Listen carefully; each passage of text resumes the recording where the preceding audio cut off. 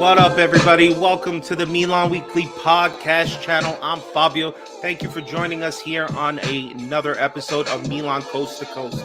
On tonight's episode, we're going to be talking about the debacle that was the game against Sassuolo. We're also going to be talking about the transfer market or the lack thereof for us. And of course, we're going to get you ready for the derby this weekend. Before we get started, I want to just say thank you for joining us here on the channel. Do us a favor. If you haven't already come across us, please subscribe to our channel and like the video so you can get all the up-to-date Milan content that we put out every week. It's always Monday, Wednesday. We're always here with you. And, of course, before the games. Are you guys ready? So let's go! Welcome to Milan Weekly Podcast Coast to Coast with your hosts, Geo and Fabio. Benvenuti nella casa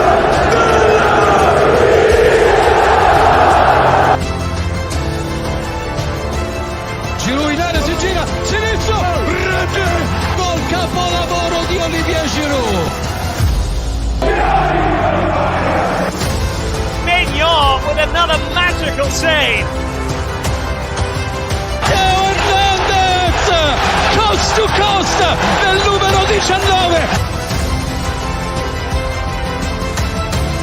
Leao carica il mancino. Eccolo qua, Rafa Leao. Il Milan è campione d'Italia. What up, ladies and gentlemen? You better curb your enthusiasm and all of your expectations because we are not happy. Welcome to Milan! Coast to coast, baby. There you go, Gio. Thank God we got that time. Ladies and gentlemen, welcome to another edition of Milan Coast to Coast. I'm Fabio, joined by my one of these days, I'm going to get the fucking direction right. Joined by my partner, Gio. Tonight, we are not alone, ladies and gentlemen. And like I said, this episode is called Curb Your Enthusiasm and Your Expectations, because if you've been watching our club, the expectations should be pretty low. But we are not alone tonight because obviously the game happened a few days ago, and we have other people that talked about the game. We have other people here to join us, so let's bring them in. Without further ado, if you don't know Sempre Milan, you need to get on their channel as well. We got Anthony Torgrud and Bader. What up, baby? How you guys doing tonight? What's going on, guys? Excited to be here. What's up, man? Thanks for having me. I'm very happy. Gio, how you doing tonight, bro? Hey, man, I'm full of positivity today. I seen Yeah, the banner. I seen the banner. It's not making me feel good, Gio. Of the Curva Sud, and I'm in it, man. We taking these cookies on Sunday.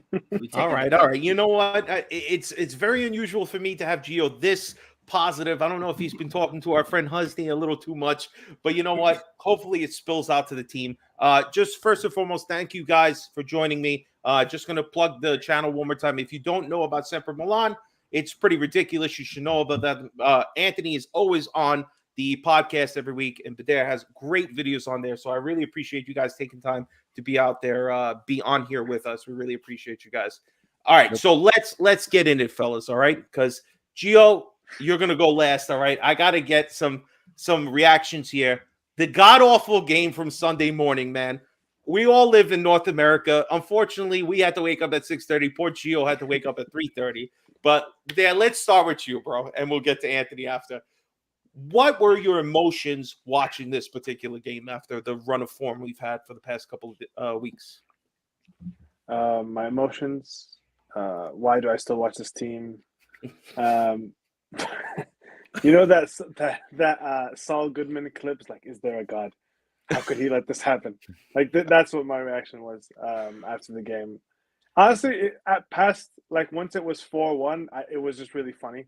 Like the things we would do, and like we had a disallowed goal, Rebic goal, another disallowed goal, and I just was bursting laughing at that. It was just like everything that could go wrong did go wrong, and there was just. It honestly it's like a train, it's like a car crash, and you're seeing it, you're watching it happen, and you know it's going to hit, and you just can't do anything to stop it. You have to keep watching. You know what? I feel like it's not only just the car crash you get. It's like one of those snowstorms, and you're on the highway, and you're just watching one car after another crash into it. It's like it's more than just a regular car crash at this point. And so I know you were traveling, man. So you were probably blessed Thankfully. to avoid this game for the most part. But when you saw the score and you saw the highlights later, how did you feel about it, man? Oh man. All right. So let me give you the rundown. Like we had to wake up early for this game. I was already up because I was driving back to the airport. We actually scheduled the flight early with the intention of being back in time to watch the game. And then I realized how early the game was too. Yeah. So that was my bad there. But so I'm boarding the plane and you don't, no one carries a ticket anymore. You got the boarding pass on your phone, but I'm trying to watch it on my phone too. So I got like the little picture in picture with the Paramount app. Scan it, and I'm walking down the aisle with it and sit in my seat, and I get about 20 minutes in, and before I go in airplane mode to take off, but I saw us concede 2, and I was like, well, this isn't going too well. Seeing this 2-5 on the screen right now, that right now is when it just hit me how badly we just got destroyed. Like seeing 2-5, how does that happen? And I as soon as the plane landed, I looked at my girlfriend and I was like, okay, I'm really scared to check FOP mob right now, but I'm gonna do it. And I thought for sure it'll have to be 3-2. Like surely we came back and won, right? There's no way we do this. We did not win. It only got worse. 3-2. That was a pipe dream right there. Yeah, exactly. Oh my god. Honestly, this is one of those games. I don't know if it's as devastating as that Atalanta 5-0 game, watching Gasparini dance, but I almost hope one of these games are that kind of shot to them to make them change their mentality. Gio, you woke up extra early, bro. I know you woke up for the baby, but you half woke up for Milan. Did you? I know you were mad. You had to watch football the whole rest of the day, but what were you feeling watching this debacle again? Nah, you know what, Fab, the baby woke up a little bit earlier, but I had to be on the group therapy session since you left us hanging. So I had to be on there. I didn't put. You know what? I'm sorry, bro. I'm not waking up extra early, just to talk about how awful they're going to be. I would have had no positive stuff coming, and exactly what they gave me. So I apologize for missing it. But go ahead. No, but so it started good. It was 2:45. We're talking. Everybody's in agreement that we thinking that CDK is about to explode. Oh, shoot. What did that go wrong? I'm not saying that he was the worst player, but at the end of the day, I just don't like. I'm cool with losing, but not like that, Fab. Like that's just disgraceful. No, we better cut Like, that out. if you Edit lose, that. You're not cool with losing, all right? No, like there's some games, like whatever sport you are, you show up, you're the better team, but you're hitting the post. It's going. The shots are not going in. Side, yeah. So it is what it is. But as long as you put that effort in, I'm cool. But nah, Fabio, it's just it was just a shit show. And put that you know what? Like there wasn't much effort from these guys, unfortunately. I know, get 2 goals after getting shut out the past couple of games. It's just not good enough. But all right, so usually we do tops and flops just to kind of talk about who we think was the best. But I think we can all agree there's no fucking top on this team. The top is the one and only people that we should ever be talking about. It's the Curva Sud who go out there and you know what? Here's my other top. The whole hierarchy of Milan Club NYC here went all the way to Milan to celebrate a great event. Franco and the boys were all there in person, and this is the game they got. So I'm very upset that but again, the only top that we ever talk about until things turn around is the Curva Sud and the fans who spend their hard-earned money to go watch this team, and they should be embarrassed the way Giroud was embarrassed at the end of the game. But I digress. But let's go around the board here. I'm going to start with Badea. Who do you think was the flop of the game? Who, if you had to single out one particular person who was extra pile of dog shit this week, who are you pointing out? I mean, I know who Anthony's going to go with on this side. But no, Teo. Teo, like when certain people make mistakes like Kjaer or Tatarusano or Pobega, it's like, okay, fine. I expect it. My expectations are here, and I'm fine when they let me down. You know what I'm saying? Yes. But Teo, my expectations are all the way here. And when he doesn't put in effort, when he makes mistakes, like at a certain point, to me, it's like when you're down 4, I think it was 4-1. When you're down 4-1, that's not an invitation to give up. That's an invitation to let's keep it at 4 because anything past this is even more embarrassing. And he was just like, "Oh, I have the ball, and I don't really care if I keep it." So And this here, take it back. guy gets the armband when Calabria's not there, and No. that's the See, kind of that, performance and effort he put out. and Calabria detractors, who has been awful, by the way. Don't get me wrong, right? But Absolutely. some criticism of him is that he's a bad captain. Which, I mean, how could anyone know? You're not there. You don't know anything. None of us know anything about their leadership skills, right? Mhm. But I know Calabria never did that shit. I know Calabria never stopped running. I know that. Like, he was crap. He was awful. He conceded the penalty, but he didn't stop. You know what I'm saying? Yeah, Like, he's usually everybody running. wa- He's not paying attention Yeah. to the guy he's marking, but usually he's running full speed at least. Yeah, and everybody wants to anoint the loud guys captain, you know? Yeah. Everybody wants Tonali to be captain. Everybody wants Teo to be captain. You know what the biggest example of that's not the right way to go? Maldini retired. Did Gattuso become the captain? No. He's the loudest. He's whatever. Ambrosini was the captain. And he wasn't even a full-time starter. Okay? But he was the leader of the team. We wouldn't have known it, but they know it. You know what I'm saying? Mhm. If Calabria has been appointed the captain, the same thing with Romagnoli before him. If these guys have been appointed the captain, it's not for just some happy-go-lucky coincidence. You know, these are the guys that are actually in the building. They know who's most responsible. Yeah. So yeah, Teo for me for sure. Teo. I know, and that, you know what? That just bothers me. It bothers me on a level because he's expected to be our second or third best player every week. How many people have anointed him the best left back in the world? He hasn't looked like it. Either that or he left his talent in France. I don't know what happened. But let's go, Anthony. Who is it? Who is pissing you off the most from this game, man? You know, I just want to highlight something Bader said real quick. He mentioned 4-1 is not an invitation to just give up, and it's an invitation to keep it where it's at.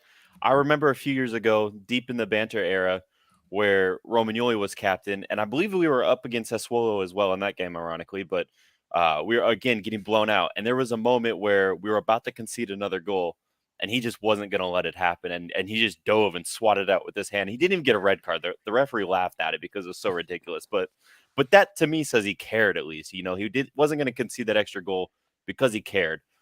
What Teo did, starting with the very first goal, tells me he wasn't there. He didn't care. He had some issue outside of it. And, you know, there were all those rumors about arguments or whatever. Whether it's true or not, we don't know. But if he's making a statement against Pioli, against Maldini, against the management, whoever it is, That's a fucking bad way to make it. do it off the pitch. Like Bader said in his video this week, you step on that pitch, that's the line. You're a professional. You get paid millions of dollars to do this week in and week out. You got to put your heart on the line for that. It's disgusting behavior. It's disgusting to us as fans. It's disgusting to the club. It's disgusting to everyone who paid money to be in those seats. Probably paid more money than Jerry spent this transfer window. Let's be real. I mean, there's so many people I'm pissed off at right now, but what Teo did is horrendous. There's no reason for that. He jogged. He didn't care. It almost looked like he intentionally gave the ball away on that fifth goal.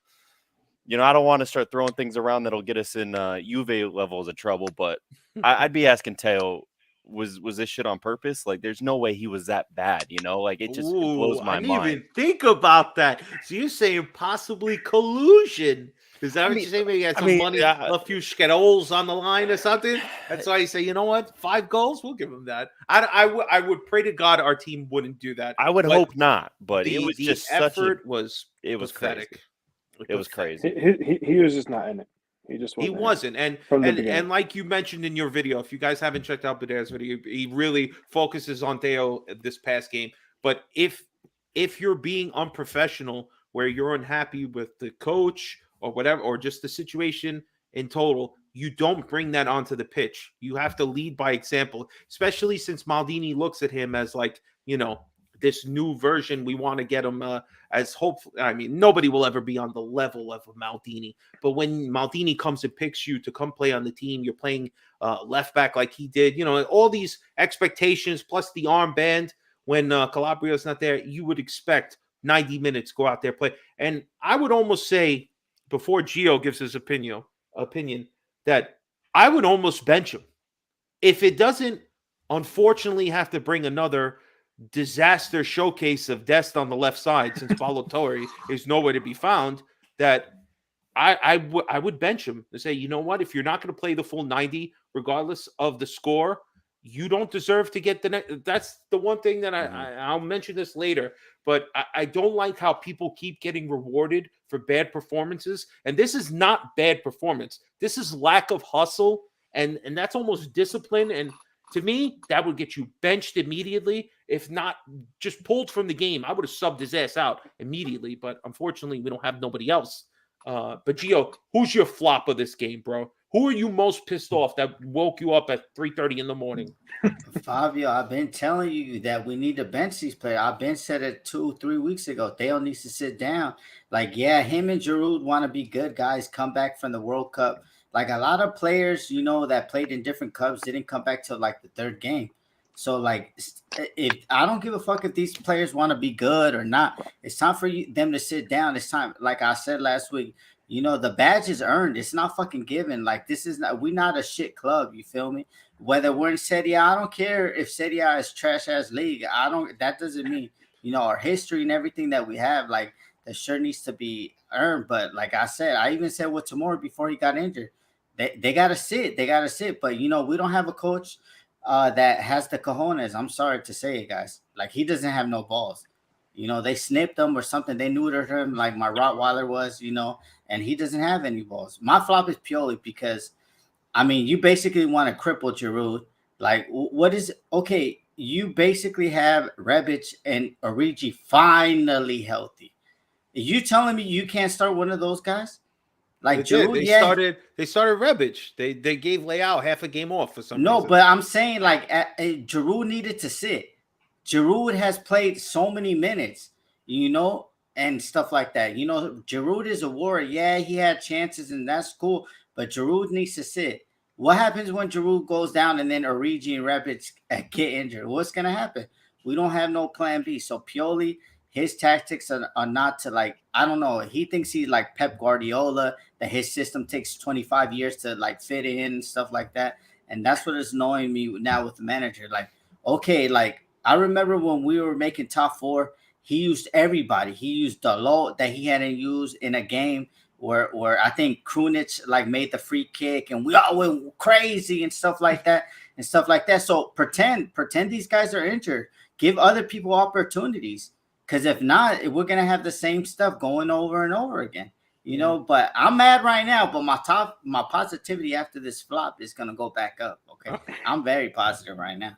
So, all right. So, my next question is, who's to blame, or who do you blame right now? So, you're focused on Pioli. You think majority of this right now is Pioli, Gio?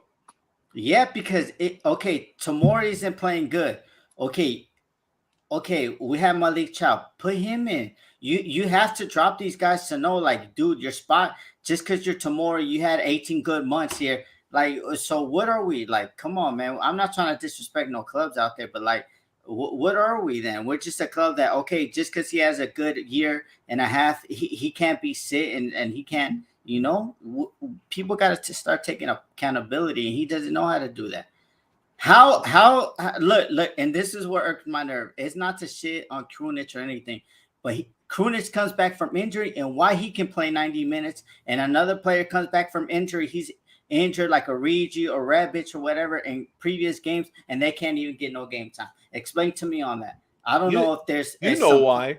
Krunic got some pictures on Pioli's daughter or something. That's why this guy always starts. I mean, he's like the prodigal son for Pioli. Please don't shit on Krunic. Leave the guy alone. I don't understand why he was starting immediately coming off an injury, but that's neither here or there. Because the alternative was Pobega. Yeah. Do you want to see Pobega and Franks? I don't. I don't want to see him. Game, man. Put Krunic in the fucking game, man. I don't want to watch Pobega play. I'm good. Oh, man. All right, Krunic is fine for what he is. Yeah, he is fine. He's kind of a utility guy, and you got to have guys like that. That on every winning team, there's a guy that can play different position, and anytime the manager calls upon him, he does a serviceable job, and that's what we can 100% say about Krunic. But starting, like, I don't know. To me, it baffles my mind that the guy's hurt And the first game, he's immediately on. But Leao's tired at 23. You know, we got to give him a break. But please play Giroud for, 90 minutes at 36. It doesn't make any sense. Like, if you were going to sit somebody because they're tired, you sit the older guy. The younger guys, it baffles me. Going from Lazetic, an 18, 19-year-old kid, he's not in form. That's your best shape you'll ever be in your life is at 18, 19. And only us, we get players that are not ready to go. I mean, what the fuck was the physical for? I don't know. Drives me crazy. But let's start with you here. Who do you think is to blame? Or management, Maldini, Redbird, Pioli, players? What do you think? It's everything. I've been saying it for a couple of weeks. It's everything. It's the management didn't give them the ownership didn't give them a good budget, and then the management, even with the budget that they got, 50 million is not an acceptable budget for a Scudetto winner, right? But okay, fine.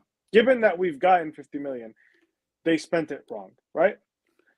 Okay, fine. You got the wrong players. Then it goes down to Pioli. Fine. The squad's not amazing. I don't think it's the best squad in the league, as some have claimed. I don't think it's anywhere near that, actually. No, I don't think we were last year either. No, I don't think so. I think last year we were pretty close. I think we were last year, actually. But we lost Kessie, and that was a huge. To me, all summer I said Krunic has to be the bar. If you're better than Krunic, you can be our third midfielder. And if you're worse than Krunic, don't come to the club. And that's what they did. They got two players. They got Vranks and Pobega, both worse than Krunic. So now Krunic, who should be a fourth midfielder at best, is suddenly the first option off the bench as soon as somebody gets injured or suspended, like Benassa did, right? I just think, okay, Pioli has mismanaged a lot of things, right? He has mismanaged a lot of things. And the one point that Gio actually made that I totally agree with is the fact that this season, or this exiling of Chow and Adli and all these other guys, is so anti everything he's done before. Because one of my favorite things about our season last year was that everybody played. Everybody had a moment. Every single player in the squad had a moment. Even Samu in that game against Haas, where we came down from 2-0, right? Samu, who had been completely exiled, and rightfully so, he wasn't good, right? Yeah. And who had been out of the picture, everything. He comes on, he wins a penalty, causes the own goal, and we win the game. And there's the moment of them all surrounding him, embracing him. Yeah, it's that was a hallmark of our title. Is that every single person got a shot, and every single person took advantage of it. You know what I'm saying? Mm-hmm. Right now, these guys just aren't getting shots, or at least not getting real shots. To me, taking off CDK, it's inexcusable, because again, even if he was the worst player on the pitch, which he wasn't, but even if he was, right, what is the point of benching him? At this point, we're not winning the title, right? And we fucking flung the cup in the trash, and we lost Supercopa, right? So there's really very little left to play for. The one thing we absolutely know is this dude will be here next year. It's not like we're not in the business of punting our 30 million transfers. He will 1,000% be here next year, right? So why not help him?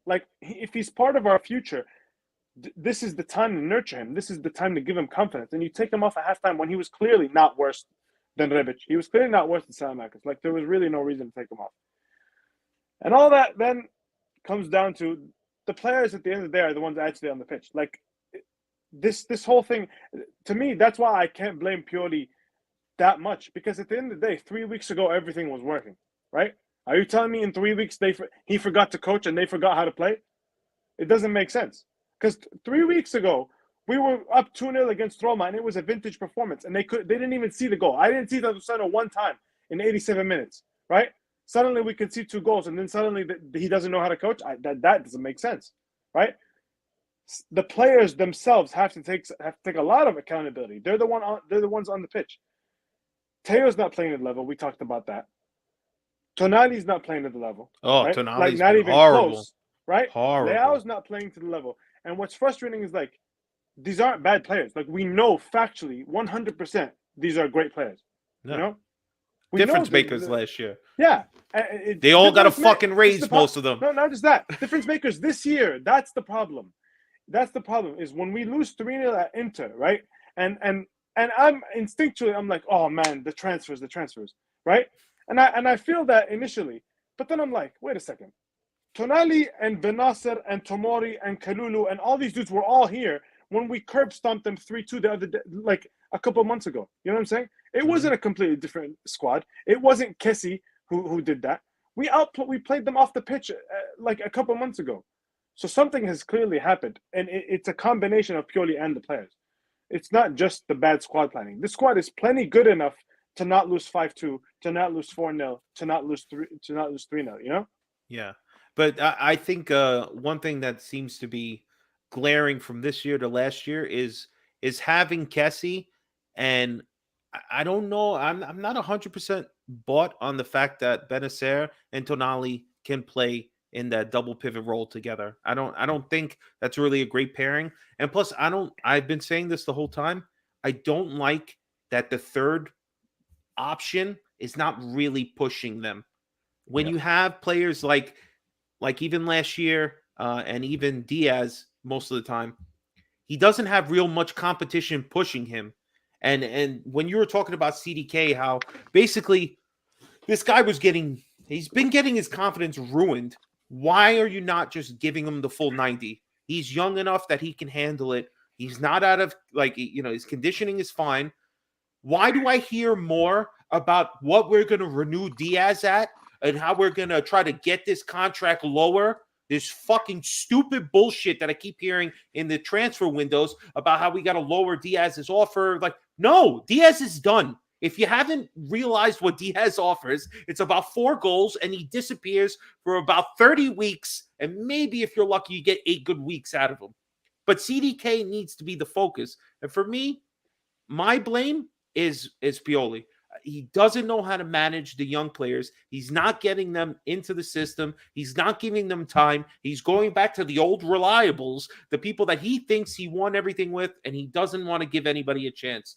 And who is the most to blame for you? I mean, also, I just want to mention before you go, I'm really mad at our American, all right? Because our American makes us look real bad. Because other Americans and other teams, they spend like drunken sailors. Our American disappeared into the woods as soon as I really love winning. Do you? Because he didn't do shit to make this like actually get better in the winter mercato. But and who are you blaming right now, man? Who's got your fucking anger in your eye?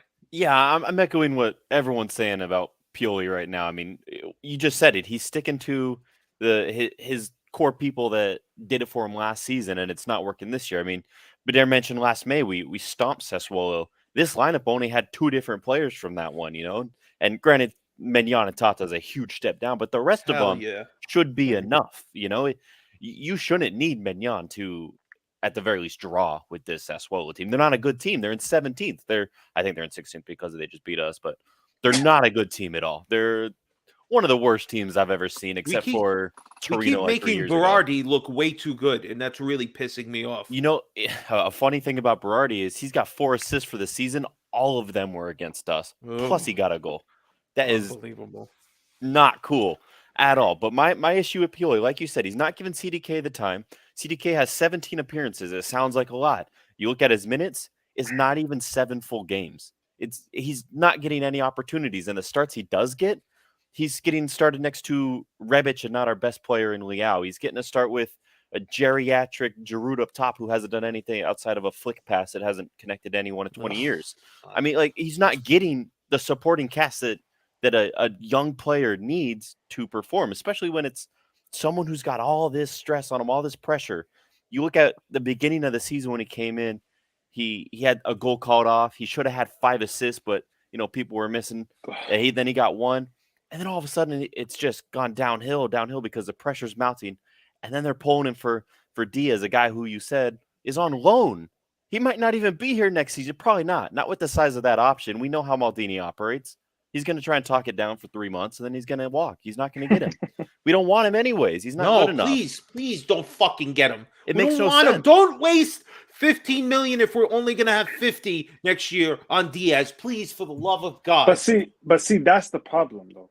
The fact that nobody knows. Okay, we haven't spent anything here, and the fact that nobody knows what we're going to spend in the summer—that's the scary part. Because if they came out, all I want is some transparency. Because if they had just came out and said, "Hey, we can't do anything in the winter, but in the summer we'll have 80 million, 90 million, 70 million, whatever, right? I'd be like, you know what? Fine, cool. That's cool. I'm good with that. And that's Right? my As long issue with as you Jerry. t- He doesn't talk. as lo- He's yeah, as long as invisible. you He's not a tell me real something. human. Right. This As long guy as you doesn't actually tell exist. me something. But the what's scaring the crap out of me is they say we have nothing now, and they might just come and say, "Oh, we have 30 million in the summer or 50 million." Like, what the hell's it? Nothing. Nothing can be done with that. Not in today's market. Like, I want a striker. That's 50 million by itself. If you can get any striker worth a damn that's going to come in immediately and contribute, that's 50 million by itself, minimum. Yeah, Now well, what do the you fact that we're trying to renew Giroud right now, who, like, let's face it, he's declined since last season, and he's also 36. Next season's going to be 37. There's no way we're going to have a 42-year-old Zlatan next season. I mean, our strikers should not combine for over 100 years old. That's ridiculous. Like, you need someone better than that, and like you just said, they're too expensive. So who knows what we're going to do? But to continue my attack on Pioli here, you look at the transfer market, and this one's kind of about the management as well, but January 2nd, the second day of the window, Davis Vasquez signed a goalkeeper. Cool. We're all How hyped. much was that guy? That's what I want to know. 400,000 500K. euros. It was 400. Yeah. It was nothing. It was dirt cheap. He's 24. He's in his prime, but he's not coming from a great league. Asked some people, they weren't too keen on him. But better than Tata, right? Better than Tata. We don't know because we've never seen him. We haven't gotten any opportunity. Tata's conceded more goals in the last 3 games than we did all of last January through May of last season. What do we got to lose by trying someone else? You know, you say he's not ready, but like, is Tata ready? He's proven his eyesight doesn't exist. The dude needs glasses on the pitch. Like, he's getting beaten near. Dude, he got worse after the surgery. He's getting worse every day. Every day he gets worse. I don't get it, and I don't know why we're not trying something new. Like, we're doing the same thing, and I get that, like, the only way to get out of a rut is to play through it, but at what point do we focus on, like, salvaging what we got here? We were in second, and that was their excuse for not worrying about the issue before was, well, we're still in second. Remember, well, guess what? Now we're in fifth because we didn't change anything. We're still struggling. We're playing the same people who shouldn't be playing. We need to make some subs, and we're not. And he's making predictable subs when he does. It's the same like-for-like switches at the same 60-minute mark, 65, 75. I'm running out of breath here, man, but, like, Pioli's just not doing anything, and then his comments in the media are just so arrogant, like he's offended that we're asking him questions like, do you know the problem? Yes, I know the problem. Are you going to fix it? Yes, I'm going to fix it. What happens next? 5-2 defeat. Like, he's not doing anything. So I'm mad at him. I'm thinking, and that was the other issue. So after that defeat, then all of a sudden you see we're trying to accelerate for Sportiello this window, which obviously didn't happen, but it's like, you're 4 weeks too late on that one, pal. You know, the writing was on the walls a while ago. Everyone knew it. Every fan knew it. Like, how could they not know it? So I don't know why we're trying to do that and then fail at it. And then we spend the whole window on Zaniolo, who we can't get. And it's like, and then we can't afford this $5 million winger Orsario. Like, come on. Yeah. You know what? That's a perfect segue into the next topic, which, of course, you know, it's not a surprise, guys. We've seen in the past couple of years that the winter mercato is a dry, barren wasteland for Milan. We have nobody that ever comes in to help us. This year was just a backup goalkeeper while we chased a broken Zaniolo, who unfortunately we couldn't even outbid a bottom place Premier League team for him, and then he ends up getting frozen out in Rome. Then we can't even pick up this young guy for like 6 million. We can't even buy minnows at this point. And then on top of it, it's just a remembering what we've done in the past 3 winter mercatos, which is a goalkeeper who's not healthy. Only Milan buys players that are not ready to go. Unbelievable. Last year, we bought Lazetic, an 18-year-old, just like this kid, not in shape, not ready. That's what while we were pushing for a title, this is what we did. And the year before, which we finished in second place, we bought a Mario Mandzukic, who wasn't even playing before we went to go get him, didn't even play, and felt so bad that he donated part of his salary because he knew he was robbing us. So this is the mercatos that we look at. That's why I know it's ridiculous that we think, like, we're not getting nothing now. We're talking about Zaniolo just felt good to at least be in a conversation, right? But everything we always get is like for the summer. So my question is, are you guys angry at Maldini, Masada, Are we starting to get a little fed up with the fact that, hey, yes, you didn't have a big budget, but you didn't go get Enzo Fernandez and he only got bought for 10 million. The kid's getting sold for 120 million. We did nothing with Adley. Why did we buy this kid? We left him at Bordeaux last year. They weren't even a good team, but he looked promising. We bring him in. He has a good preseason, and then he gets frozen out completely. Is he that bad? Is he? Because why didn't you try to turn a profit on the kid? Why didn't you loan him out? How is anybody going to want to loan him in the winter mercato if they've never seen him fucking play? And nobody's watching when you're playing Arsenal in Dubai. I'm sorry to tell you, nobody gives a shit about those games. So this is the part where I get mad. Maldini needs to tell Pioli, you're ruining our assets by not playing them. If Adley's not good enough, you get rid of him. If this guy's not good enough, you get rid of him. Get him out there. They thought Pobega was so good. If he's not good enough, you should have sold him to Torino when you had a chance to make some money. Now he's worse, and he's got probably like half the value. So my anger is starting to be like, Maldini, you need to do something. You need to tell management you needed some money, because now we offered nothing. And I'm sorry, you bought a fucking goalkeeper. Goalkeeper. Why is Morante on the team? Why? Is he here to model? We have Bakayoko. We can't even get rid of him. This guy doesn't want to leave. He wants $3 million to keep us hostage on the bench. It's just driving me fucking crazy, guys. And this is what I expect. Did you guys expect anything different? Gio, did you think anybody was actually... You're Mr. Positivity. Did you have any positive vibes about who could come in? Were you praying for Zaniolo? Fabio, man, like, to me, like, going back to Bader, like, we think the same. I'm gonna say, like, I know what league we're in, right? So, like, you heard what he said in the summer, 70, 80 mil. I think for a Serie A club that is, making Champions League or sponsor revenues going up, I think that's good. I'm not saying spend 150 million. I know a lot of people went crazy in saying spend 50, 60 million this winter.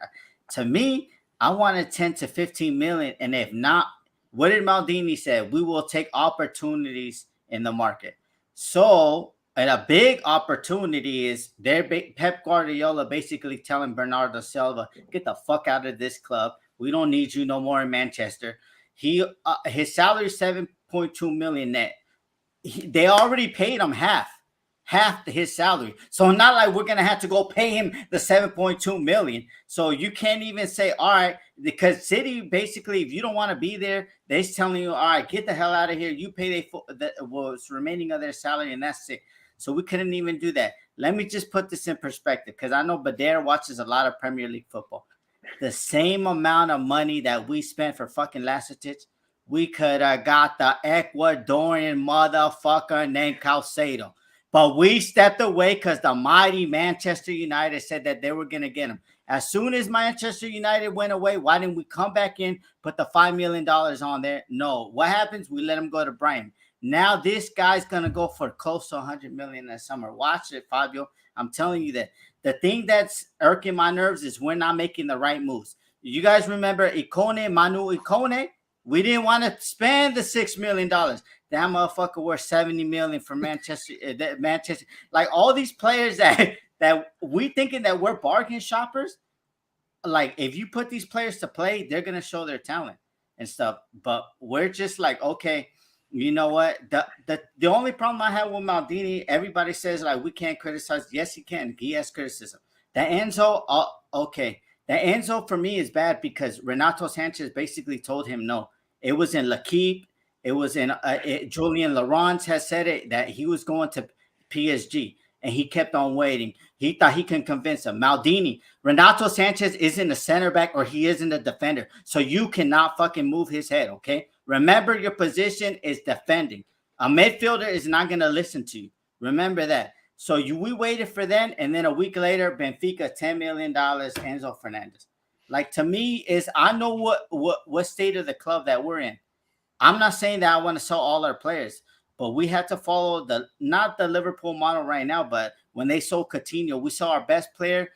We strengthen the team with 2 or 3 players. We go on win Champions League. We do that. I know what position we are, but when you're dropping the ball on penny pinching deals, then then he has to come out to say what project is he trying to run. All right, kind of piggybacking on what Gio's saying. Are you getting frustrated with the moves that Maldini and Massara are doing right now, or have let go in this past calendar? Well, not calendar year, but season so far. To me, the winter transfer market didn't really piss me off that much because, as you said, we expected it to go this way, first of all. So, like, if they tell you who they are, believe them, right? Yeah. But also, I would have cared. I really did care at the beginning of the transfer market. Then we just kept on losing, right? And after a while, I was just like, for example, I'm watching, last week's game. I'm watching us lose 5-2 to Sassuolo. I'm like, is there any player in the world that fixes this? Is there any one player in the world that fixes this? And the answer is no. Like, realistically, especially, is there any player we could sign that fixes this? Like, if Zaniolo was on the pitch right now, would this be that different? No. We would still be getting curb stomped. So it really, he wouldn't be ready to play if we signed him. That's how it is. So at a certain point, I was like, okay, fine. Like, I don't really care because ultimately, we don't have the players to. We definitely don't have the players to beat Napoli, right, to the title. No, but we for sure have the players to beat top 4 as currently constructed. We're at least a top 4 team, right? So I kind of didn't. I didn't really like. It didn't affect me that much, but Gio is right about some of the signings that we've missed, but that's the issue. The issue is what kind of club are we trying to be, right? Are we trying to be, Dortmund? That's the question they need. That's usually what people will compare us to. Do we want to be like Dortmund? Right. We're not Dortmund, Fabio. We're not Dortmund because we already won the Scudetto and Dortmund haven't won shit. No. Let's but speak facts. Dortmund under Klopp did win, right? But that's not but that's not even my point. My point is that we've already made the step to not be a selling club. We locked down most of our guys. We extended their contracts, most of them, right? That's the first step in being like, okay, we're more than just a team that buys low, sells high, right? Now that you've done that, make the moves to actually remain competitive. Make the moves in their prime. You did the hard part. You did the hard part in identifying talent when it was young and undervalued, right? Like Leao, like Benasser, like Tonali, and so on. You did that part and grew them into stars. That took 3 years. It took 3 years for Leao to really be a star player, right? Mm-hmm. We remember him when he first signed him. We all thought he was a striker, right? And he'd get lost on the field. We moved him to the left wing. We developed him. We nurtured him. We did all that, right? Okay. CDK is following the exact same path right now. This is why I'm not that worried about him. Because if Leao had this much scrutiny when he first joined, we'd have all been wanting to kill him. He was awful. Leao was genuinely awful. He had bags of talent. And I remember me and Anthony and Ollie did a podcast around the time when he first joined. And I said, I thought he was the most talented player we had since Pato. And I said that all the way back when he first joined, right? Because just the moment he touched the ball when he first joined, you could be like, okay. Like, he might not know what the fuck he's doing, but he's the only person I've seen at this club for like 5-7 years who could do that shit, right? And it took him 3 years to get there.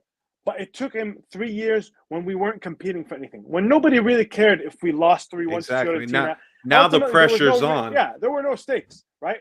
Yeah. Now you bring this kid in, CDK, in pretty much the same exact situation, except every single time he doesn't play or every single time he makes. I honestly don't think he's had a horrific performance. He's been generally just mediocre. He's just been fine. You know what I'm saying? I don't remember a performance where I'm like, man, this guy's so out of pace. He's not even. He shouldn't be on the field. But every single moment is scrutinized for him now because there are actual stakes, right? So they need to come out and decide: are we the team that buys players who need 3 years? That's fine. Just tell me that. Tell me that so I don't come into the season expecting a title, right?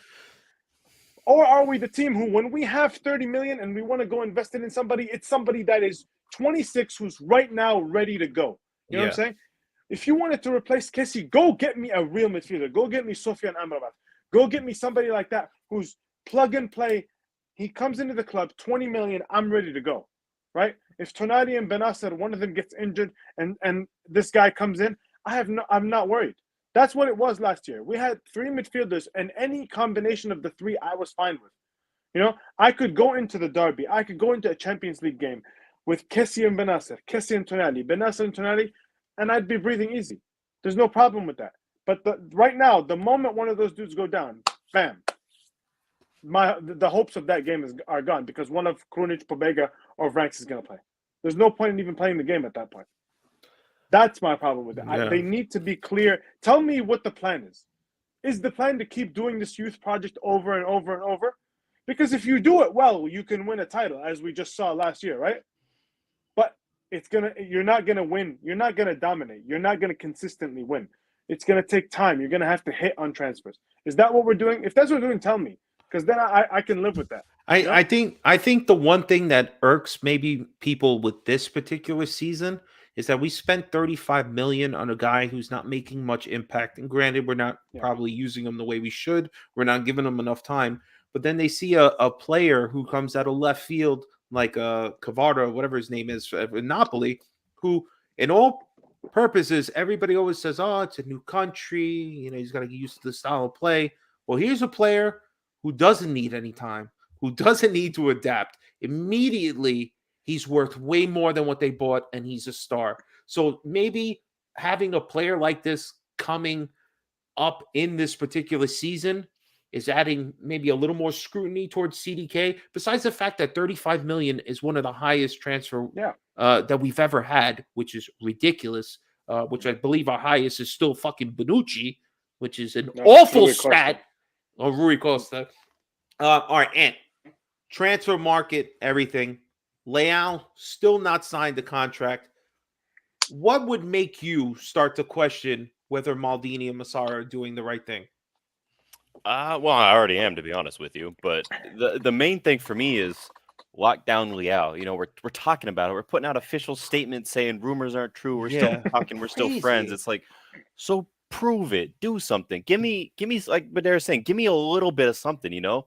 Like, give me a little fat to chew on here. I can't just sit by and just wait and hope. But, like, missing out on transfers, not getting them, I don't wholly blame Maldini for that, because at the end of the day, he could only operate within the budget that he's given, whether we know what it is or not. Now, missing out on guys like Enzo Fernandez because we decided to go for Renato Sanchez, who we knew had this ridiculous injury record, who's continued that this season, by the way, who's also told us no. That's ridiculous. Like that should never. You should never prioritize that guy over Enzo. Now, another thing, it was kind of like what Badera's saying as well. There's only so many hidden gems you're gonna unearth. No one's right 100% of the time, and eventually it's gonna bite you in the ass. And maybe that's where we're at now. I don't know, but I know once you win a Scudetto, once you win a title, and you're seeing the other teams drop in form, you're seeing interest problems, you're seeing them having to go for loans and selling off stars. You're seeing Juventus with their whatever's going on right now. Fucking mountain of issues. And over the summer, you see Napoli selling off guys who you thought were the core, and you're thinking they're going down because they're bringing in unknown players. You're seeing this and thinking, wow, we just won. We have an opportunity to establish a dynasty here. Let's bring in some ready-made players. And we didn't do it. Once you win, if you want to keep winning, you bring in stars. And I'm not talking, $500 million on Mbappe. Just give me a little something, like Anguissa. People knew who he was. He wasn't this incredible guy that he's become already, but like, you want to tell me he was out of our budget? We couldn't go for that. There were moves out there of ready-made players that were known players that could have slotted in within a budget. And instead we didn't do that. We took these risks and they're not panning out. And the issue now is Pioli's not utilizing those risky players, those young guys like Adley, like CDK, like Chow, who came on and made a game-winning save for us, started the next game, kept a clean sheet, and then vanished. I don't know what happened to him. He's gone. There's no reason for that. He's better than Florenzi from Macias as well from the comment section. Yeah. Florenzi, sign me, Maldini. I mean, how many games did he play this season? 4, and then he's been injured ever since. I got to meet him. I won't say anything bad about him. Man, it's a $5 million from Macias though. The $5 million from Macias is really, really bad. That looks really bad because he hasn't contributed at all. That could have went to the Ecuadorian king, Fabio. That could have went to the Ecuadorian. It could have went to Leao's renewal. There's so many things we could have done better. And that's the thing I'm mad at Maldini about is like you can't tie down our best player to renewal who's supposedly publicly happy to sign this Yeah, $7.5 million deal. he So what's keeps the holdup? saying that he Do doesn't it. want to leave. I don't understand why is this so hard to get over that. Obviously it's probably something with the agent and that fee with going back Mhm. to Sporting that he owes like what is it, $19 million or something like that. Yeah. And I get that's not our problem, and that's our position is it's not our issue. That's between Sporting, Leon, and Liao. But like, at what point do we just nut up or shut up and say, okay, we got you. You're our guy. We want to build a team around you. You are MVP of the season. We're gonna do what we can to keep you here and just help the boy out, But Yeah. we don't want to do that because we're a stingy club and we have no money. So if we're not giving him any incentive to stay other than saying you're It going to be the looks star, really bad. he It could looks be a star anywhere. yeah, And make and he 3 will times be. the money. He will Like be. Yeah. it's frustrating, man. This is one of the things with the ownership and Jerry and all that is I was reading today. I was randomly reading like a profile about our finances, right? And we've grown revenue. We've cut the wage bill in like half since 2 years ago. All these different things, right? Wildly successful off the pitch. Our sponsorships have increased. All these things, great on the books, right? I think we reduced, like we used to run on like a 90 million deficit every year. I think we've reduced that to like 60 or 50 or something like Yeah, I that. Like believe every you're right, single yeah. year, it's improving, right? And to me, the fundamental flaw in what the ownership is doing is that all that stuff is facilitated by winning. All that stuff is facilitated. You can cut the wage bill. You can do all that shit. None of it matters, right? None of it matters until you start winning and Fly Emirates want to triple your sponsorship. None of it matters until you start winning and Puma wants to triple your sponsorship. That's when the shit starts mattering, right? And we did start winning, and all that stuff started happening. Why? Because Elliot, right? Elliot actually did push some money in the middle of the table. At the beginning of this project, we signed Leao, we signed Drebic, we signed Benasser, we signed Tonali, we signed Tomori. We signed a hell of a lot of players that became the core of this team, right? And all that money paled in comparison to what they ended up making, right? Off the success that those players made. You know what I'm saying? The thing that worries me is that they don't seem savvy enough to point out which is the expendable player to turn into profit. That to take a player that you bought for very minimal from a Spezia, from a Brescia, from one of these teams that you are turning into a better quality player, and that somebody needs to be sacrificed for 20, 30 million so you can reinvest to get a few more players. Maldini and co, that seems to be their big weakness. And I know everybody's like Cassie, Romagnoli, all these other people, Donnarumma the year before, but that's where management really lacks. They can't identify which player could be the expendable one. They don't, obviously with the Cassie replacement, you see they're not necessarily picking up replacements well, but we need to identify which of the players that we can turn a profit on. And of all the players we've had over the last 3 years, Leao is the last person I want to sacrifice to make the team better. Because if Leao does not play well, the entire team plays bad. There's no heart whatsoever. Now we see Benacer is basically another player like that. If he's not playing well, our midfield is terrible. So I know nobody would ever want to get rid of Tonali or any especially Deo, but at some point we might have to make some hard choices. I hope this management it gets wise to not let people go for free. And if Leao can't come to an agreement and we need to make a really, really tough choice, they get as much as they can and no bullshit no more, no letting people walk for free. If you don't sign the extension when they're offering it to you, you need to get rid of the player immediately. Don't do it right before the end of the transfer window so you can't get a replacement. Be smart, do it ahead of time. And if the players don't play ball and their agents are busting your balls, let them know. I'm sorry. But like the one thing that irks me is that it looks like we don't want to pay our players. You were willing to give a 39-year-old Ibrahimovic $7 million, but we got to talk for months on months on months to give Leao his $7.5 million when he was the best player in the league. That should have been done in the offseason, and it irks me to no end. But let's move on because we have a huge game always one of the biggest games of the year. We got the Derby coming up. There's a big event in Boston that I'm going to get more into it. But this week, I mean, we got shellacked.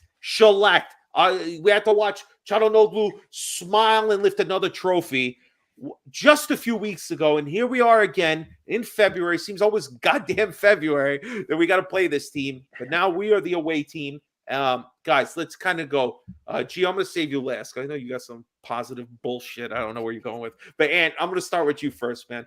What's your sentiment going into this game? Do you have any optimism whatsoever that maybe this is a turning point? Or are you just expecting the worst? Yeah, we're losing 6-0. You saw that 1, 2, 3, 4, 5, and now it's 6. Oh my God. Yeah, it's not looking good for us, boys. I'm not too thrilled. I was even joking in the DC Milan club chat that I might not go just to save myself from driving into oncoming traffic. I might just stay at home and watch in the safety of my own home. But you know what? That speaks to my soul. So I was going to say, I'm not going into Manhattan just to watch them get embarrassed. Yeah, exactly. So I'm nervous for it. I do think we're going to see more from Teo. I don't think this is the game that they're going to just shut down on it. Yeah, they're going to try. Now, once we concede and we're going to do it quickly, that's a different story. I looked at the last 4 games. We've conceded in the 3rd minute, the 10th minute, the 4th minute, and the 18th minute in our last 4 games. I have no faith we're going to make it 20, Remember when we used to concede early and we came back and we just had that slow start almost every other game? And man, it feels like a long time ago now, doesn't it? It feels like a long time ago since we last scored a goal. I mean, I know we obviously had 2, but it's just been so long since we've really put in a performance worth being happy over. And obviously we're all disappointed by the Roma result, but that game leading up to those final 5 minutes was perfect. It was fantastic. Felt no worry at all. I was like, all right, we're back in this. Title race is on. And in the 20 days it's been since then, it's like it's been the end of the world. I don't get it. So, I don't have faith in this one. This is a game where form goes out the window, however, and it's who wants it more. Now, is that us? I don't know. Kind of doubt it. But it would put us right back in second, and then it could be the turning point. So we'll see what happens. I don't think we're winning it, just to be totally transparent. I think we're going to get our asses beat here, but I think we're going to have a better performance in the Sassuolo game, at least. No, I hear you, man.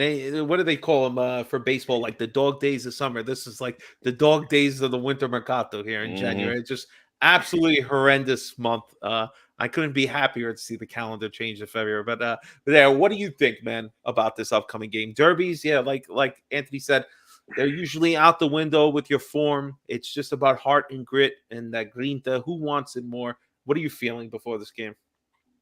I really hope form's out the window. I seriously really hope form's out. It's been out the fucking window. Because if it's in the window, then we're gonna lose. We're fucked. 8-10-0. But I've taken the policy of over this losing streak. I've taken the policy of we're gonna win, because I'm gonna keep saying we're gonna win because at some point it's gonna be true. So I think we're gonna win, but no, genuinely. Listen, this is the case, right? If there was ever a single game, right, to turn this disaster around, if there was ever a single game, if you could pick one win, it would be this, wouldn't it? Right? Well, I would have picked the one a few weeks ago, but yeah, I'll take this. No, but you know what I mean. Yes, knowing absolutely. That you've lost, yeah, there's no team that you want to turn it around against more than this right here. This is the best opportunity they'll ever have, because as Anthony said, the one thing that there shouldn't be any question about is the effort in this game. That has to be a given. And Teo loves a game against Inter, right? As much as I've shit on him, right? I obviously still love him. I'll never forget what he did last year, right? Absolutely. So there's one thing he loves. It's a fucking showdown with Dumfries in a game against Inter, right? I mean, if the effort, I'm gonna say the effort is going to be there, right? And if the effort is there, okay, if the effort is there, then we're just as good as them, truly. In terms of, forget this run of form. When the players play like we know they can, when Tonali plays like we know he can, when Tomori plays like we know he can, right? We're just as good as them. Actually, I think we're better than them, right? Because we saw it when both teams were on form, We beat the shit out of them earlier in the season. Okay. I really do think we're gonna win. I believe it. I really believe it. Let's do it. Man. Your lips What? to God's Remember, ears. Pobega's starting this game. Look, I'm not saying I feel good Benacerra's about hurt, it. right? No, at least he's Yeah. 3. At least he's 3 in midfield. At least he's 3 in midfield. That's all I wanted. All I've been saying to every time we play Inter, can we that's please? what we're hoping. I mean, No, do we? if Pobega's playing, then it's 3 in midfield. I hope it's. I hope so. All the reports say it's 3 in midfield, so I'm gonna go with that. But I'm saying all I wanted every time we play Inter is let's match them in midfield, because the one thing we did when we beat them 2-1, the Giroud, what's it called, Spain and all that, we matched them in midfield by playing Kessie and attacking midfield, right? Yes. So it was basically a 3. That completely neutralized everything they had in midfield. Obviously, we're not nearly as good as we were back then, but No. man, like, I really think that's going to be a game changer. I believe it. But the last thing I'll say is, I like how it's like the hope is dwindling. Like the more no. you talk. One thing I'll say is I just remembered the predicted lineup, and Macias is at right wing, and I just don't know what I'm going to do to myself if he started. But anyway, One more thing about the transfer market, and we mentioned Macias real quick. Yeah. We spent $5 million to sign him. We pay him $1.5 million a year. We got him till 2024. That total investment could have got us Di Maria on a 1-year deal like Juve got. Just saying. Man. All right, Gio. Give us your bullshit. I've been telling you, you're making me feel like you're on drugs because you're too positive. I don't know where it's coming from. I'm hoping that you're 100% right. But how are you feeling, bro? Are you really that positive about this game come Sunday? I'm gonna echo what Badare says. Okay, he's out there with my people out there in Virginia, so he knows what it is. I'm gonna echo, man. I said we're going for the fucking cookies. It's time to get our respect back. It's time to let our balls hang. No pause on that. It's time for us to get back, man. This is the game. Everybody got to step up. Absolutely. Last time what we did, Fabio, what we do to Barella, we dog walked him. So I want to get dog walked again. I want him to get dog walked and let him know that Tonali can steal his wife whenever he wants to and can steal his game whenever he wants to. This is the game, Fabio. I seen the banner. I seen the light. The banner with the Curva Sur said, I'm on it, man. I'm on it, baby. Let's get it. We're going to do it big, Fabio. They're having a big spectacle in Boston, where my brother, Mark Strupa, shout out Nico, shout out to everybody over there in Boston. A big thing. You think that Milan ain't going to show up for that? Look at what Gio Simeone did. Gio Simeone giving these Napolitanos some credit. Now it's time for us to get our credit back, Fabio. To me, we're doing the dog walking, but we're going to do the dog walking slowly this time. And I feel, Fabio, we're going to win this game 2-1. I have a feeling, Fabio, oh my! We're going to take our respect back. We're going to take our respect back, Fabio. I can't believe I'm the one on the fence and Gio is so positive. I am usually 100%. I don't give a shit what they did the last game. We're going in there and we're fucking winning. But this one, man, I got to tell you. Come on, man. It's the derby, man. I know. But you know what? There was a derby like 2-3 weeks ago, and they came out flat as shit. All right. Maybe it was the Saudi Arabia desert. They threw them off. I don't know. I don't know what was going on over there.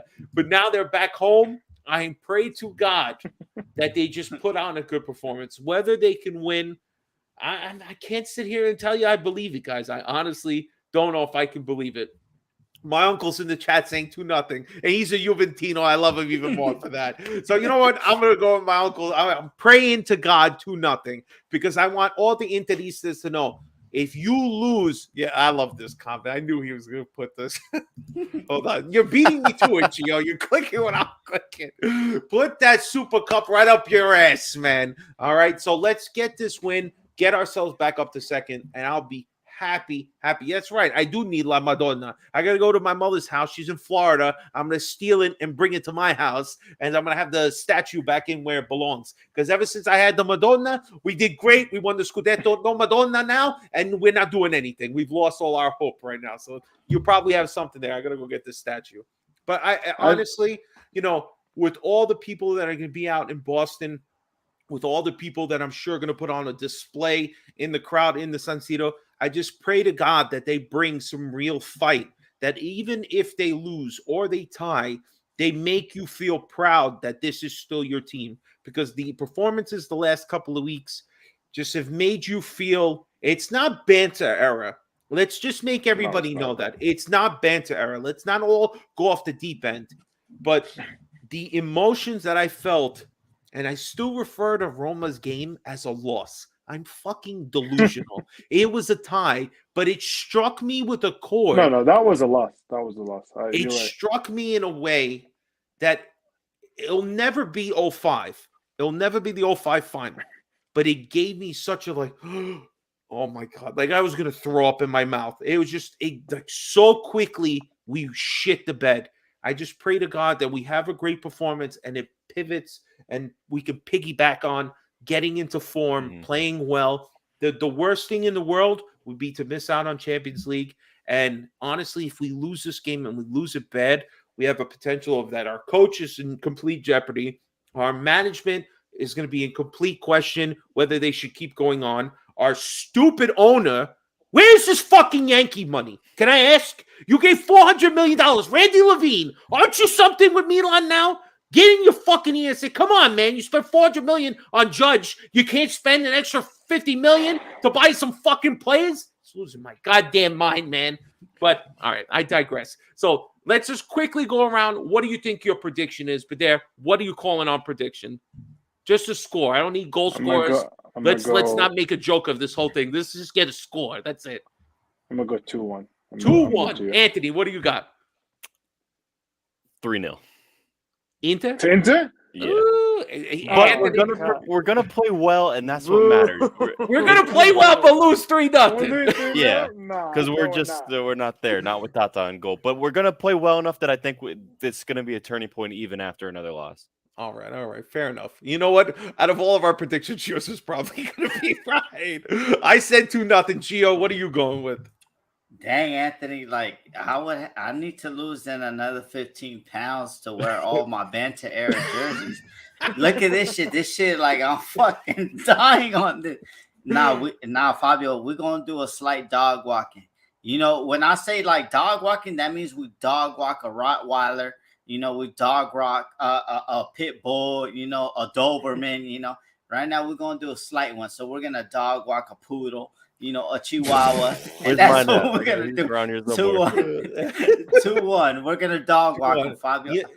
They had to show. I just want to say one thing. At least I'm the only one that had the audacity to say we'd actually keep a clean sheet. All right? No, that's how not. delusional I am. That's crazy. That's delusional. That's delusional. I'm going to drug test myself after this, and I'm going to fail. But let me set the stage for you. One thing about this team, right? One thing about this team since Pioli has arrived, right? And since this group of players have been together, right? This is definitely the worst it's been in that time. Yes, absolutely. But every single time, it feels like it's over. They come up with a result that we didn't expect. Every single time. Last year, when Inter were up 1-0, and a win would have taken them 8 points clear, right? In 5 minutes, they completely flipped it on its head, right? The year before, we drew to Cagliari. Remember that?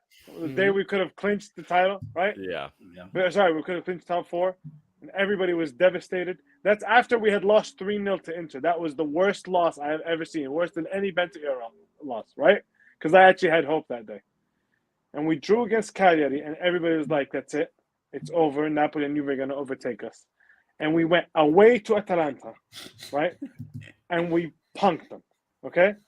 I'm telling you, man, every time this team is right at the wall, man, they come back swinging. I really believe in them. I really believe in them, and I believe in Pioli. We're going to win it. You know what? That's a perfect segue, because me and Gio have been waiting to get you. Hold on. Don't cut off my segment. Remember, this is for Hakan. You know, Hakan put a lot of bulletin material, you know, that we had to, like, he needs to get we need our respect back, Fabio. That's why I'm saying this, Fabio. I mean, listen, disrespected her.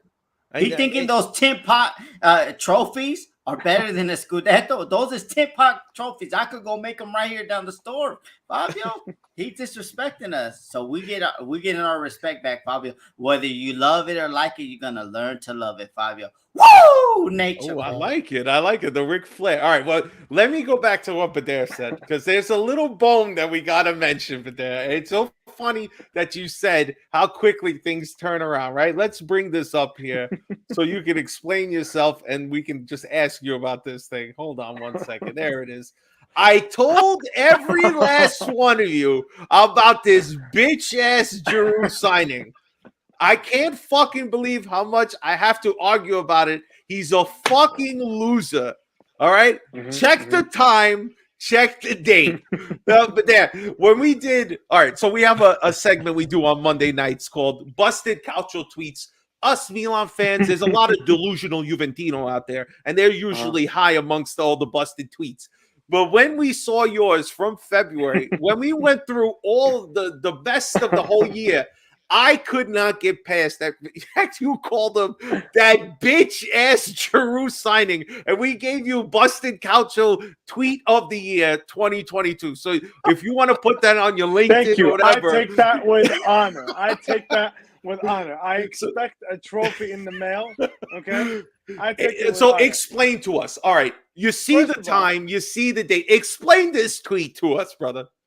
First of all, every complaint I've had about Giroud remains to this day.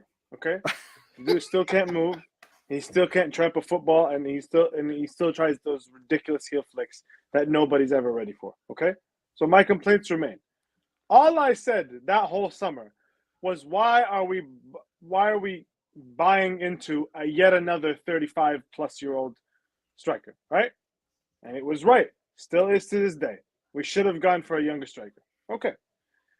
That specific tweet, I don't even. We were at the Milan. This was DC a club. passion tweet. This was a passion tweet. We were at the Milan DC club, and as I eloquently put the scenario before, down 1-0 in a game that would have given Inter an 8-point lead. Right? That was it. That was it. That was genuine. Was this that game? Right? Yes, it's literally in the middle of the game. He's tweeting this. I said this about 10 minutes before he scored the brace, right? And I remember, one of the guys from the Milan DC group. I mean, I'm always the loudest. I'm generally the one shouting, but and I was cussing him out the entire game. He was awful, by the way. Make no mistake. Go watch that game again. He was truly horrific up until the goals, obviously, right? And I tweeted that because I had been arguing about this signing for so long. And then he scored the brace, right? And I remember tweeting like, fuck all my opinions. I don't even know anything about football. I don't even know anything about football. Why do you guys even listen to me? Fuck this. This guy's the best ever. All of this shit, man. He's the guy. I have a. Why am I alone on the screen now? No, we're just giving you FaceTime. It's all right. Go ahead. But yeah, like but yeah, ultimately, like I just think he's earned my respect, right? Because of the things that he did in that game and leading up to the end of the Scudetto. But I still don't think I was wrong about him as a player. Like there were still better options, and we still should have and should sign somebody different. But I mean, he scored the most important goal of the last 15 years of Milan football. So he's fully earned my respect. But I don't take back any. Are you still referring to him as bitch ass Giroud? No. Now he's Scudetto champion Giroud, obviously, right? But I'm just saying. None of the actual complaints about him. That was one flashpoint tweet, right? But none of the actual complaints about him have changed. They're still all the same. He's still 36, and I'm not blaming. Yeah. And when I say these things about him, I'm not blaming him. I'm saying it's wrong that we went for him as the manager. At the very least, it's wrong that he's our number one striker or has been for so long. I would 100% agree with that. That he was ideally meant to be our number 2 backup striker, but unfortunately, because we've planned so poorly and we keep relying on another striker even older than he is, that he's become the primary guy, even to the point that we can't afford to sit him unless you guys want to see more Origi and Rebic kicking it into the stands and damn near killing some poor child, I'm sure. But Bit of a hot Fabio. take. I think I would, because Everton offered us money for Giroud on the deadline day. When are we ever going to get a money offer for a 36-year-old striker? I know. I know we're down a player and like we don't have many backups, but like that's money. We throw Origi. Yeah. Anthony, we have Uh-oh. female fans too, okay? We have Oh, to okay. cater to them, all right? Yeah. I want to ask everybody here a question. So, are like everybody's honest opinion? Because I'm gonna say hell no already. Do you want to give Giroud $4 million net a year? No, Because to no. me, that's a hell no. No. We're And not that's giving the him figure. anything. Wait, what's he earning now? 3. 3, something along those lines. No, I thought he was going to renew at the same salary, which I still think is wrong. He should go down. But Yeah, he needs to go down. I don't think we should renew him. I think we're sending the wrong message. We need to Agreed. get younger. We I need to think we're get too loyal. yeah, yeah. I don't mind him renewing as a backup, but again, a backup should take a wage decrease. Well, somebody needs to tell Pioli that, because he's not going to be a backup. He's going to be a constant starter No, regardless of what's No, going you on. know what it is? I think Pioli would actually. I personally, I've always said this. I think our best football comes with Rebic up top, just because Rebic can actually press, right? Like the things we can do off the ball are different because Giroud just simply can't press, right? I've always said Rebic, our best football is when Rebic is up top. The problem is, when is he ever healthy? When is Origi ever healthy? I actually do think the plan was for Origi to be the starter at some point in the season. But he came in, he got injured in preseason. He was injured to start the season. And then he finally started coming on a little bit like substitute appearances. And then he got injured again. Then he started his first game against Monza, played great. Scored a nice goal. Yeah. Then he got injured again. Like at a certain point, that's not one you can put on Pioli, I don't think, because I really do think he wants to go more towards the more mobile strikers, the ones who can actually run in the channels and press, but they're just never healthy, which is insane. The 36-year-old is healthy and the other ones aren't. Yeah, well, that makes a lot of sense when you see 19-year-olds come in there not fit to play. But also another thing about Rebic, he's a bit of a wild card. He is always a stupid yellow away or even a high boot or something from a red card. But don't we need that right now? We don't need somebody getting a red card. No, we already have a card enough. No. But we need 11 guys. We need a little crazy. We need a little, like at the very least, right? Against Sassuolo and against Lazio. When he came on against Lazio, I'm like, oh, right. You guys can run around because he's doing it. So what the fuck is the rest of you doing? You know what I'm saying? One thing I want to mention, everybody was saying, I hope Ibrahimovic is there. What do they think Ibrahimovic is doing when he can't play? Like, the point of Ibrahimovic is he's out there training, and you have no excuse because he's double your age. He's not training with them. He's not like, so do people expect him to do like Taekwondo kicks over people's head? Like, do they think he's like a Tuzo? He's going to grab people and shake them and get angry with them? He leads by example. That's how Ibrahimovic does it. So a lot of people kept saying, oh, Ibrahimovic is there. They put a bad performance no matter what. If the guy can't actually practice and be a viable member of the actual squad who might play, he doesn't do anything. We need to stop thinking Ibrahimovic is doing something.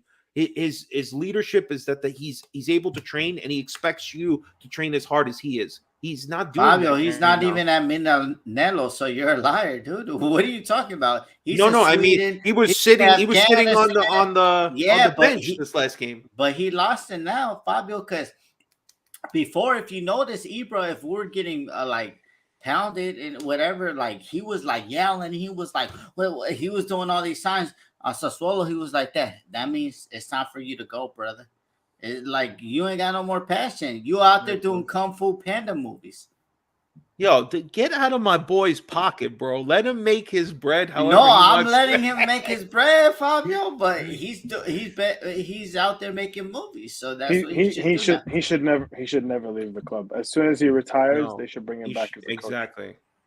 Or some sort of something, because every single one of my favorite things is that every single time they ask one of the young players, Leao, Brahim, Tonali, anybody. They asked them, how was your time at Milan? I remember this interview with Leao.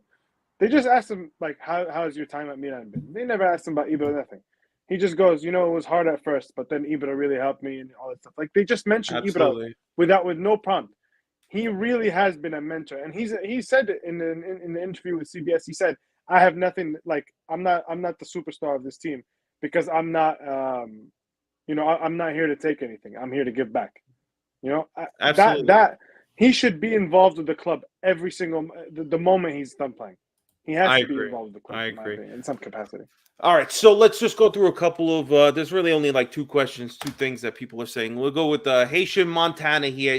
This one's particularly for Gio. I don't know if he's trying to piss him off or something, but he said, "Gio, when are we going to stop playing Tata?" So, Gio, do you think we're ever going to see Vasquez? Maybe we'll see Morante. Are you going to be angry if you see Tata on the line this week? Love Fabio. Like I subscribe to White Scout. I don't know if Torgrud or Bedard do, but it's expensive. And I'm gonna tell you how it is. Okay, I'm gonna tell you how it is. Davis Vasquez upside is better than Tata Rushanu's ever been. Like even when Tata Rushanu was 19 years old, like this is Tata Rushanu, right? And then this is David Vasquez. Okay, I don't care if he's like Paraguayan 12th league or anything. I don't care. He's Colombian and his hips move. Okay, Tata Rushanu, have you seen his hips when he moves? He's like, slow motion. I've never seen Tata Rushanu move. No, he doesn't even move in practice. At the end, the goes past him, and he's like, I'm gonna throw myself. But you want to hear a crazy stat? We've still conceded the third least shots in the league. Oh my God! We've conceded the third least shots in the league, and now think about how many goals we've conceded. We've also had the worst defensive record in the 2023 calendar year in Europe. Right, right, but that's not happening from a lot of shots. Like, no, I know he didn't make any saves. Goal, that's what I'm saying. If you shoot on goal, you score. That's pretty much it. If you're anywhere within the vicinity of the goal and you shoot, you score. It doesn't it's crazy when you think about it like that. Yeah. All right, here's our only other question, and I can't believe I'm going to read this one out loud. Hillary's asking, friend, Fabio. Why can't Pioli play Benacer, Tonali, and Salamakers as the three-man midfielders? We need Salamakers' agility and never say die attitude in the midfield of the pitch. But would you like to start with this one? Do you think this is a ridiculous idea? No, first of all, I'll say it's not worse than Pobega midfield. And second of all is, no, you can't just suddenly change somebody's position like in their age like 24. Not unless it's some magical scenario. But no, he's not gonna be a midfielder. But I'm fine with Salamakers as a player. He's just okay. He's steady. The problem is at this point you want a little bit like. The problem with him and Macias, well, Macias is worse than him, but the problem with the two of them is that so much attention goes towards our left side normally, that if you just had anybody who could do anything on the right-hand side, it would just completely change the game. Because the moment, so often, Leao will get double-teamed or Teo will get double-teamed and will swing the ball all the way over to the right. And the right side has an easy advantage, right? And man, can they not take advantage of it. Man, can they not do anything with that ball. If there was anybody who could even... That's why I'm not even this huge Zaniolo fan, but I'm like, at least he's a talented player. Like, at least when the ball gets to him, he could do things with the football. You know what I'm saying? Everybody's talking about he can't score. He's not scoring well. I don't even need him to score. I need him to, when he touches the ball, give me some sense of danger to the other team. That's all I want at this point. That's all that's required. So no, Salamakers cannot play in midfield. Oh God. Other than that, Anthony, would you ever like to see Salamakers not on the right side, but playing in a three-man midfield? Do you think this is even an idea? Would I like to see it? No. Are they entertaining would I welcome the idea it over of Pobega? Macias and him on the field at the same time? That sounds like a train wreck. No. That sounds like awful. 9 against 11 to me. No, what it should be is Brahim should be on the right. He only played there one time. I've been saying Brahim on the right since the first loan, right? When Hakan was here. Mm-hmm. All Brahim can do, Brahim's number one asset is he's really good one-on-one. Okay? So why not put him on the damn wing and let him go one-on-one as much as possible with people. Instead, we put him in the middle where he's a little tiny munchkin and he can't really support anybody. By the way, having Brahim in attacking midfield and then having Tonali and Benasser, what is it? It's just a fucking midfield of little people. Like, what is this? What is the idea? We're the Oompa Loompas. No, but genuinely. No, seriously. Like, when it was Kessie, right? There was a thumper in the goddamn midfield, right? Yeah. There was absolutely. a dude. How many times did we see him just do that and another dude would go flying? There was something like that. Benasser has some pit bull in him, right? I don't want a pit bull. I want I want a rhino. I want an elephant. Frank the Tank back. Yeah. Like there has to be some power. That was the number one thing I thought we were gonna get with Adli and CDK. 6'1" and 6'3" attacking midfielders. I thought, man, let's get some fucking power in them, and they don't even play. Power. They're soft like warm butter, man. No, They have no strength whatsoever. Adley, we don't know because we never see the kid. God forbid he eats some pasta. And you don't want to entertain this idea of having Salah. He can't even play on the right side. Now we're going to put him in the middle and hope for something better. I think it would go better than Pobega. But I mean, the bar is in hell. The bar is in hell, man. It's not a good one. I personally, and this is gonna sound crazy because I'm throwing out a lot of positions here, but give me CDK and give him to me either as a striker, a right winger, or as the deepest member of a 3-man midfield. And I know those are complete opposites. Yeah, definitely. But he's tall. We see him play, and all he does is pass because he's afraid to shoot. Yeah. So if we take him away from goal and put him in a spot where all he can do is pass, maybe he does a little bit better. He's not bad on the ball. I like what you're saying. I think you might have something there. But there, just so you know, if we have Diaz on the right side, he might get past the guy, but there's going to be that problem when he has to actually put a cross in. Because I don't know if you've noticed, but this guy does not know how to pass whatsoever. He can make a great little run, get around somebody. As soon as he has to pass, he has no fucking idea what he's doing. So I don't might just go all the way he did against Monty. You know what? If that's what he's going to do every time, I'll sign me up for it. All right, as long as I don't have to see. I actually like Brahim, by the way. I'm not a fan of Brahim. I'm sorry, you can't get paid for 4 weeks out of 38 and think we're going to keep you. No way. No way. I'm not a fan of his as the starting solution for our attacking midfielder position. Don't get me wrong. I think if he cost 10 million, he was the backup, he'd be fine. Now, 10 million is to say, please. No, but 10 million is to say if we had a real human being budget, like a real team budget, absolutely, then 10 million would be fine. Obviously, if we only have 50 million, then no, don't spend 1/5 of that on buying. But you know what I mean? Yes, absolutely. He's perfectly fine. This is my thing. As much as we criticize him and Salamakers and Messias and guys like that, right? We know for a fact that we can win the title with them. You know what I'm saying? We know for a fact that they're not too much of a hindrance that you can't win a title because we literally won a title with them. You know what I'm saying? No, you're right, and yeah, we do always have to come back to that. But they are not difference makers, and no, they're not. They're not. One season enough. Right. Besides his previous employment, Messias does not deliver. Okay, he doesn't. Yeah. He delivers for DHL. He doesn't deliver for us. All right, and Salad. I don't know what happened to him. I think it's the curse of getting the contract extension because almost everybody has some little spell. That was Pioli's end. Yeah, as soon as he signed that contract extension, and sorry to sound fucked up to our Belgian friends.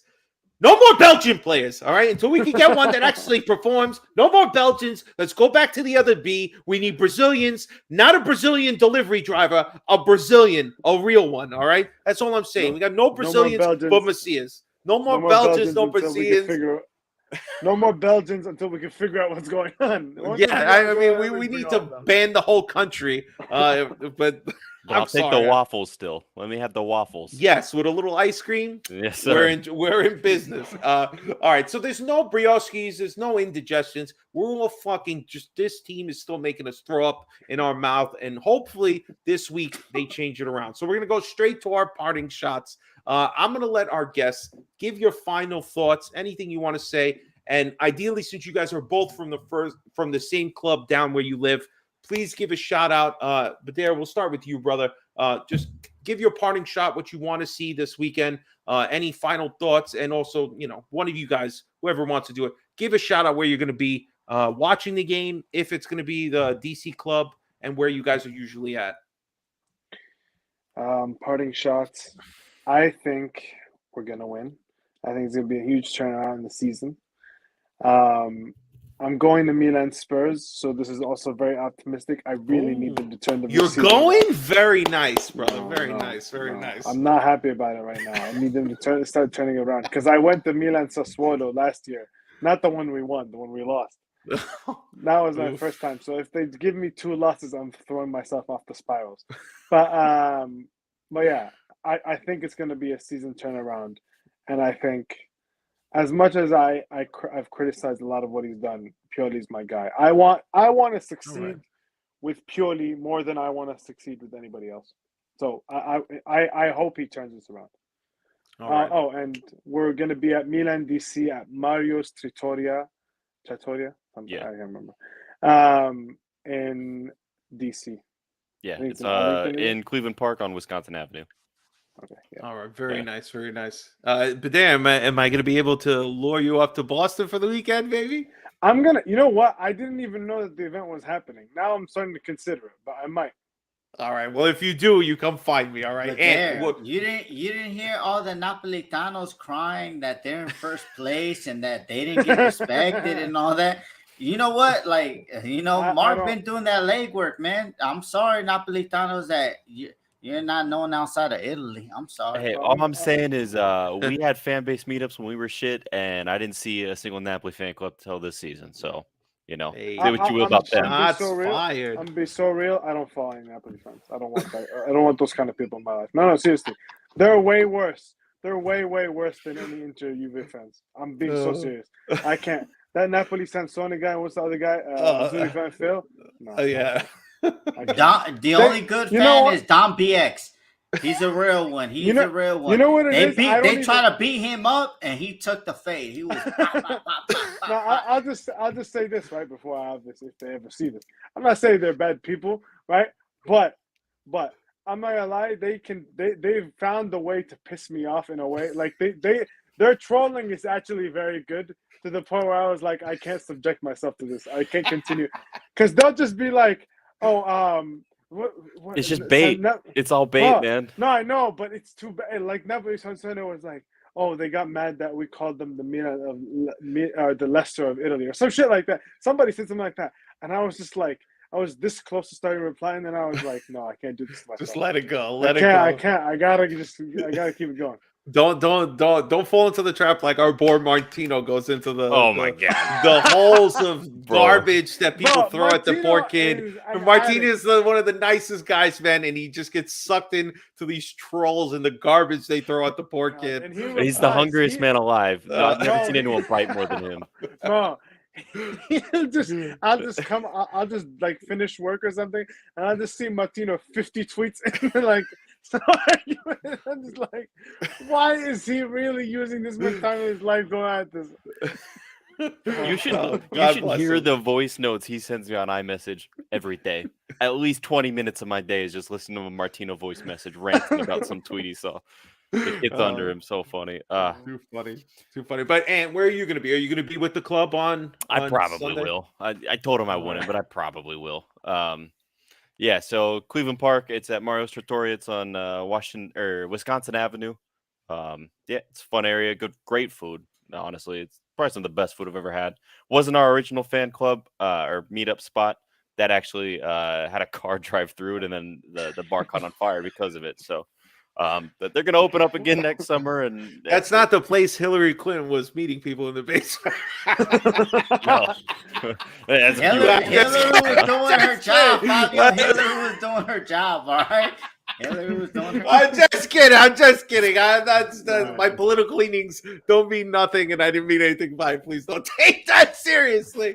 I'm just kidding. But we'll be at Mario's. It's a great place. Yeah, come down. We have a big crowd, especially on Derby Day. So if you're in the area, we get tons of people to come up. So definitely be there. It'll be fun. Yeah, definitely. Go if you're in the DC area. Go support the club there. Go watch it with fellow fans. That's a great thing. Geo, what's your parting shot, buddy? What do you got going on here? And don't fucking use my parting shot, buddy. Go ahead. No, Where are you gonna be at, G? Fab, I just want to say, like, thank you to Bader and Torgu. They big out there on Twitter, man. They do what they doing. And Bader, man, you've been getting me through this. Like, I'm an old man, so I've been looking at all the positivity. Motherfucker, we're the same age. Don't say that. No, but I'm an old ass man. So, like, I've been getting through the positivity and everything and everything. So, like, thank you for giving me. That's why I said 2-1. We're doing the Chihuahua walking. But Milan Club SoCal, shout out to us. We're trying to go legit. So if you want to sign up to be in the club, meet us at Fox and Hounds. Even though they don't respect us, I'm gonna say how it is. They don't respect us. Like we drop the cash. No. They don't respect us, Bob. I'm gonna say how it is. Like we go over there. LAFC is playing. They put us to the corner and everything. But it is what it is. I'm gonna be there with my brothers. I'm gonna be. You'll put baby in a corner, all right? I'm gonna be there with my brother Jonathan, Vartan, Ernesto, Anthony, Jose, Leo, Andrea Usuli. Shout out to him because he's the one that's making this go legit. So what the Gio's old? I thought he was just no. I'm old, Jamie. It's just this good Salvadoran skin, okay? At least you got your hair still. Yeah. So said all men don't wear medium jeans. This was banter era jerseys, Mark. I told y'all that I was gonna wear banter era jerseys, man. Didn't y'all hear me say I gotta lose 15 pounds? You heard that. You heard that. But anyways, we're gonna be out there. We're gonna get people to sign up, and you know what? My little party shout out to Mark, or whatever the recognition that they're getting. Mark, that's my brother. He's out there for the community and everything. That's why I think he's deserved. Whether you like it or not, Napoli fans, Roma fans, Juve, you know what? Like this Paramount Plus respect that they're giving to Mark and Milan Club Boston, that's because of the legwork. 40-40 and NYC, that's from the club. So get your clubs to step up like our club step up. But the paperwork is out there like it is on Gunner. Like we're the best club outside of Italy. And that's facts. And that's no lie. When it says paperwork, Milan, the best Italian club outside of Italy. I'd like to go one episode where Gunner is not mentioned for some reason or another. All right, let me get through my parting shot here. And of course, I'm going to mention the same thing. If you're going to be in the Boston area, come down to the club. It's Ducali's right across the street from the TD Garden. It's going to be a great event. CBS Paramount Plus will be live there. And not only will they be live, my ass will be live. I will be there. I'm going to be with Mark, be with Milan Club Boston, representing whoever else is coming from the New York City Club. We will be there, and anybody else who's coming. I know for a fact the First Lady and the mayor of the Philly Club, Dave and Angie Fonta, will be in the building. So Club Philly will be representing hardcore there. So anybody in the area, anybody who wants to come down to Ducali's. It's going to be a great event. Also, special shout out to everybody in the chat, everybody who's watched the whole show, who supports the channel. We really appreciate it. And last but not least, I want to thank you two guys, because you guys are a part of a great channel. If you're not subscribed to the Sempre Milan channel, Anthony is always on the pod every week. Monday, he does a great thing with Ollie and Madison, even though I bust his balls because he's yawning half the time. Poor guy's fucking tired. You guys are doing it. God knows how early. But I got to just bust his chops. And Bader has great videos constantly with Steph, always putting out good things. So if you guys are not subscribed, give him a follow. Definitely on Twitter as well. Guys, we really appreciate you making some time and being here with me and Geo. This is what Milan fandom is about. It's not about competition. It's about spreading more English content, because unfortunately our club and the country that they come from don't care about the English market, or don't make it an emphasis like it should. And you know what? We got to do it from the ground level up, and that's perfectly fine, because we do it for the love of the game and the love of the club. So it's just, we really appreciate you guys coming and making time to being here with us. So with that being said, I just want to say thank you guys so much, and I hope you guys all have a great week, and we have a great derby weekend. So, Gio, ovunque e sempre, Forza Milan. We're doing that dog walking this weekend. Let's go, Chihuahua. Guys, thank walking. you so much. Have a good Thank night, you, everybody. Peace out. Thank you.